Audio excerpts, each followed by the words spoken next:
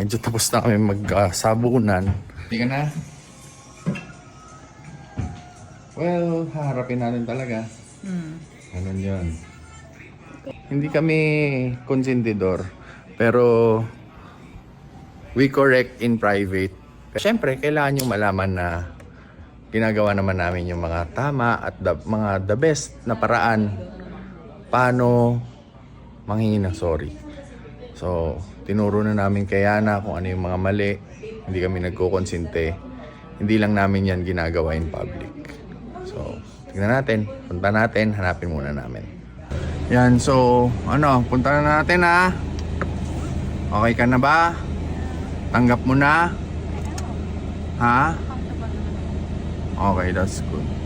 Pupuntahan na namin. Yan, dito na kami sa work area ni Mang Jimmy. Hopefully maabutan naman siya. Hintayin na lang daw. Pasensya na po talaga. Pero ayun, gusto ko kasi personal manghingi ng pasensya si Yana. Kasi kung public apology, oo, may kita nila, pero iba pa rin yung personal syempre.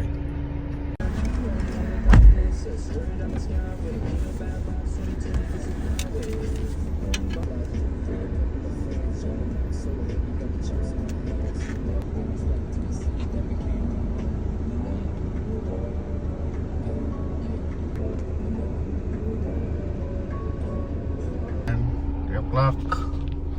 Wala pa rin, pero kailangan na namin kasing bumaba. So, mamaya na lang, gagawa na lang ng public apology video to. Yes. Ha? Po. Okay. Baba na kami. Pasensya na po ulit. Pasensya na po. To grow is to be accountable. Earlier, di po namin naabutan si Kuya Jimmy Pascual sa bahay niya at sa work niya to personally apologize. So, I would like to take this opportunity to say sorry to Kuya Jimmy for what I've caused. And of course, as well as to those people who got dragged into the issue. Sorry din po sa citizen of Zambales, the riding community, especially the off-road community. This issue is all on me. I'm still learning. This one especially the hard way. I promise to be more patient next time, especially on the road.